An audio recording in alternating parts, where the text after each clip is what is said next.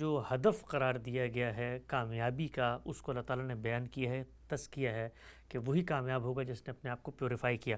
ہمارے ہاں آج کل جو لوگ دین کو مان کر دین پر عمل درآمد کرنے کی کوشش کرتے ہیں، تو ان کے لیے بھی کچھ اہداف اور نصب العین ہم نے دیکھا ہے ہمارے دینی مذہبی جماعتوں کے اندر اور لٹریچر کے اندر متعین کیے جاتے ہیں۔ مثال کے طور پہ بھئی آپ نے زمین پر کوئی حکومت الہیہ بنانی ہے، کوئی اقامت دین کرنی ہے، نظام تبدیل کرنا ہے، پوری دنیا میں اللہ کا دین آ جائے، اس طرح تخت تک دین کو، تو جو اللہ نے مقرر کیا ہے ہدف کامیابی کا، وہ تو ایک بہت ہی چھوٹی سی چیز ہے کہ آپ نے اپنا تزکیہ کرنا۔ کہا جاتا ہے کہ یہ تو بہت معمولی چیز ہے، اصل چیز تو یہ ہے کہ آپ کوئی بہت بڑی تبدیلی، کوئی انقلاب لائیں، وہ دین کا مطالبہ ہونی چاہیے۔ یہ سب سے بڑی چیز ہے، یہ وہ چیز ہے جو اصل میں انسان کا شرف ہے، یعنی وہ اپنے آپ کو آلودگی سے پاک کر لے۔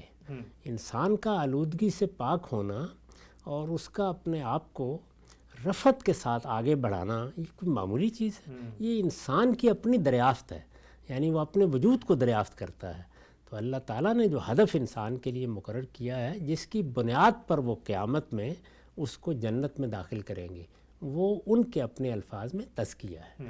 انہوں نے مختلف موقعوں پر قرآن مجید میں اس کو خود بیان فرما دیا، قد افلح من تزکا، جس نے اپنا تزکیہ کر لیا، اپنے آپ کو پاکیزہ بنا لیا، وہ جنت میں داخل ہو گیا، فلاح پا گیا وہ۔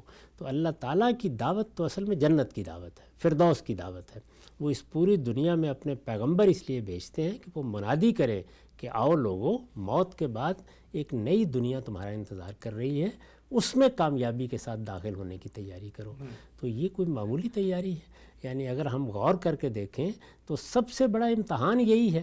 آلودگیاں چاروں طرف سے حملہ آور ہوتی ہیں، انسان نجاست اور غلاظت میں دھستا چلا جاتا ہے۔ یہ جو گناہ ہوتے ہیں، یہ جو زیادتیاں ہوتی ہیں، یہ جو دوسروں کے ساتھ ہم بعض معاملات میں بد معاملگی کا ارتکاب کرتے ہیں، یہ وہ آلودگی ہے جس کو ہمیں دور کرنا ہے۔ تو یہ نظام اور یہ اعلیٰ درجے کی عدالتیں اور یہ سب چیزیں یہ وجود میں کہاں سے آئیں گی؟ یہ بھی تزکیے ہی سے وجود میں آئیں گی۔ یعنی اگر پاکیزگی میرے باطن میں نہیں ہے تو وہ اس دنیا میں کہاں ظہور پذیر ہو جائے گی؟ تو انسان کا اپنے آپ کو پاکیزہ بنانا، انسان کا اپنے ماحول کو پاکیزہ بنانا، انسان کا اپنے وجود کی پاکیزگی کا اہتمام کرنا، یہی وہ نصب العین ہے جو دین کے نصب العین کی حیثیت سے دیا گیا ہے۔ باقی یہ جتنی چیزیں یہ تو ضمنی چیزیں ہیں۔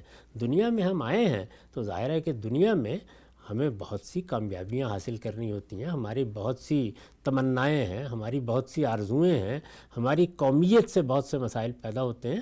ان کے بارے میں جائز ناجائز کی بحث ہو سکتی ہے کہ کون سی چیز اللہ تعالیٰ کے حکم کے مطابق ہمیں کرنی ہے، کون سی نہیں کرنی، لیکن وہ نصب العین اور وہ ہدف جو ہماری آخرت کے لیے اللہ تعالیٰ نے دیا ہے اور جو دین کا مقصود ہے، وہ صرف اور صرف تزکیہ ہے۔